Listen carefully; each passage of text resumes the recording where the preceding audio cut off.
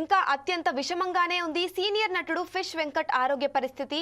గత కొంతకాలంగా కిడ్నీల సమస్యతో బాధపడుతున్న వెంకట్ కు హైదరాబాద్ లోని ఓ ప్రైవేట్ ఆసుపత్రిలో చికిత్స కొనసాగుతోంది. ప్రస్తుతం వెంటిలేటర్ పై చికిత్స అందిస్తున్నారు వైద్యులు. డయాలసిస్ చేస్తున్నా కూడా ఆరోగ్య పరిస్థితి మెరుగుపడటం లేదని వెల్లడించారు.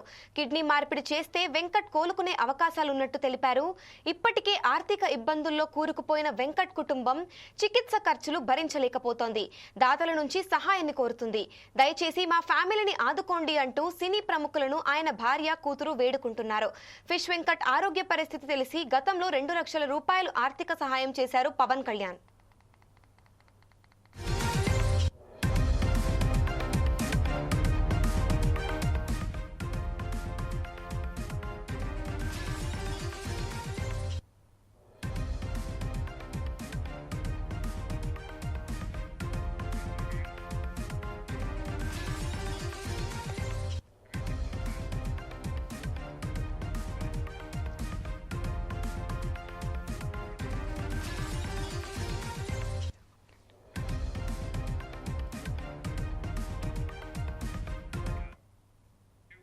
దీనిపై మరింత సమాచారం మా ఫిల్మ్ రిపోర్టర్ సంపత్ అందిస్తారు. చెప్పండి సంపత్.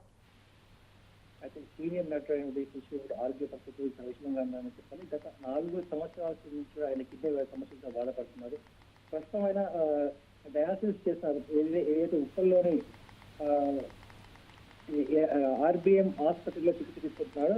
ఇప్పుడు 4 సంవత్సరాల నుంచి 2 కిడ్నీలు చెడిపోవడంతో ఆయన పరిస్థితి చాలా తీవ్రంగా ఉన్నట్టు కూడా ఆసుపత్రి వర్గాల్లో చెప్తున్నాయి. అయితే ప్రస్తుతం వాళ్ళ ఆర్థిక పరిస్థితి కూడా చాలా ఇబ్బందికరంగా ఉందనేసి కూడా ఆమె కూతురు కూడా తమకు సహాయం చేయాలని కూడా కోరుతుంది. ప్రస్తుతం ఆయన ఏదైతే ఈ ఫిష్ వెంకట్ అంటే ఆది దిల్ అత్తారింటికి దారేది డిగేటిల్ వంటి సినిమాల్లో సీనియర్ చేసి యాక్టివ్ గా చేయడం జరిగింది. అయితే కిడ్నీ నుంచి కిడ్నీ మార్పిడి కోసం ఆయన కోలుకునే అవకాశాలు తక్కువగా తెలుస్తుంది. అందు గురించి తమ ఆర్థికంగా వాళ్ళ కుటుంబ పరిస్థితి చాలా దారుణంగా ఉండడంతో వాళ్ళ కూతురు కూడా తమకు కొంచెం ఆర్థికంగా సాయం చేయాలని కూడా సినిమా ఇండస్ట్రీ కోరుతుంది.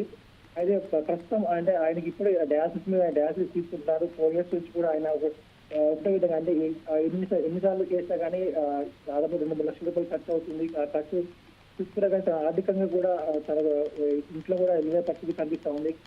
ఈ నేపథ్యంలో వాళ్ళ కూతురు కూడా తనకు ఆర్థికంగా తను ఆదుకోవాలంటూ కూడా తన కూతురు చెప్తున్నారు. తన తల్లితో ఆదుకోవాలంటూ చికిత్స అందించాలంటూ కూడా ఆమె సినిమా వర్గాలు కూడా కోరుతుంది. అమూల్య. Thank you Sampath.